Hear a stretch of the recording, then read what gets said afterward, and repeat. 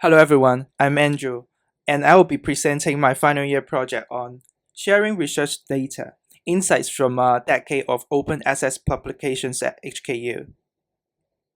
This research focuses on the implementation of data availability statements, DAS, in open access articles published by HKU. Open science is a movement in research that emphasizes transparency, collaboration, and accessibility. It not only involves making academic articles freely available, but also sharing research data, methodologies, and code. This movement is vital for improving research credibility, innovation, and fairness. It also aligns with Sustainable Development Goal, partnership, quality education, and reduced inequality.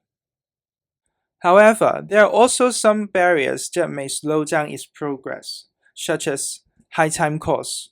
It may take longer time to finish a research because of overheads, re-identification risks.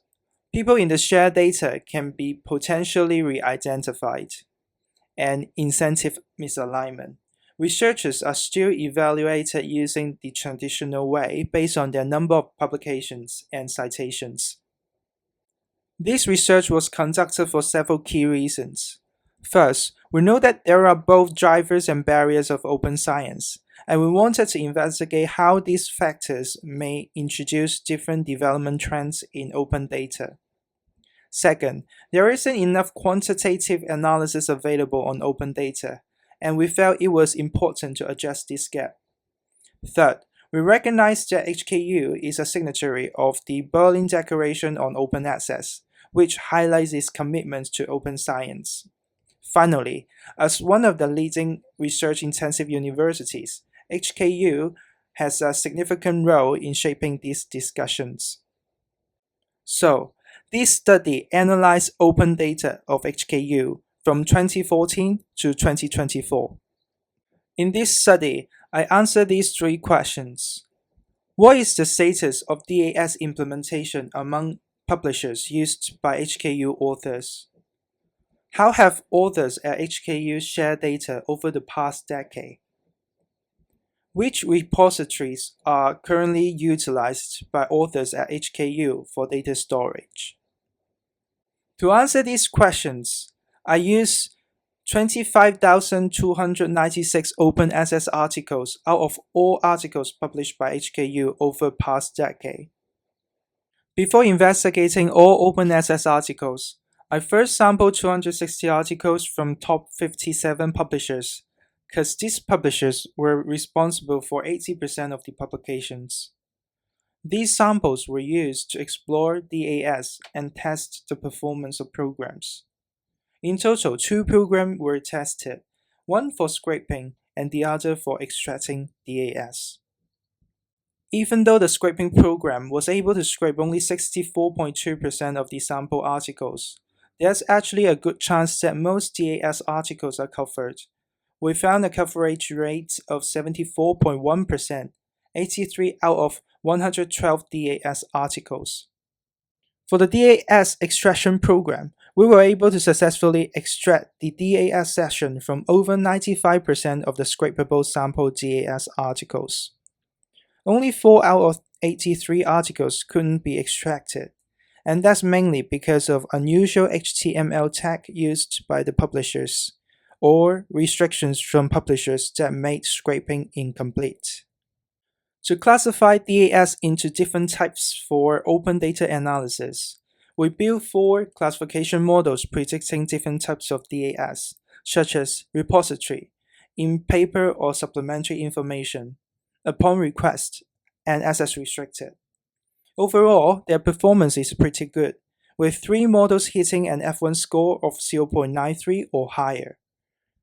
The model for predicting upon request is a bit lower at 0.89, but that's mainly because of not having enough training data for that type.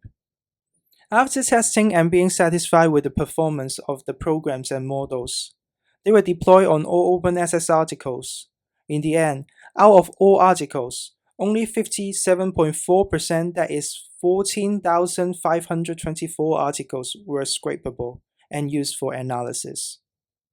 And here are the findings. For DAS implementation, we found three key points. First, very few publishers fully implemented DAS. Only three of them: Biomed Central, Multidisciplinary Digital Publishing Institute, and Frontiers nearly fully implemented that in all articles. Others are either not implemented or partially implemented. Second, there's a lot of diversity in how DAS is formatted. Although there were three dominant DAS, there's no standard format. Around 40 variations were found. Third, while we observe a reduction in the total number of open access articles in 2024, there was actually an increase in DAS implementation when we look at the proportion of DAS articles compared to open access articles. When it comes to data sharing, even though the total number of open access articles has dropped, the number of articles sharing their data publicly, either through repositories or in paper or supplementary information, has stayed steady. This actually shows an increase in the proportion of articles that are sharing their data. However, there's still a good number of authors are holding back and restricting access to their data. For repository usage, we extracted the domain names from the content of repository DAS and performed analysis. Only 4 out of the top 10 domains are actually repositories, making them the main ones used by the HKU publications. And they are National Center for Biotechnology Information, GitHub, European Bioinformatics Institute, and Open Science Framework. The others are just identifiers for other resources that may contain the data. So, a few recommendations are suggested. First, while more publishers are adopting DAS, very few of them use them consistently across all articles. We need to push them to fully implement DAS to better clarify data availability. Second, the variety of DAS formats makes it hard for researchers to find the data they need.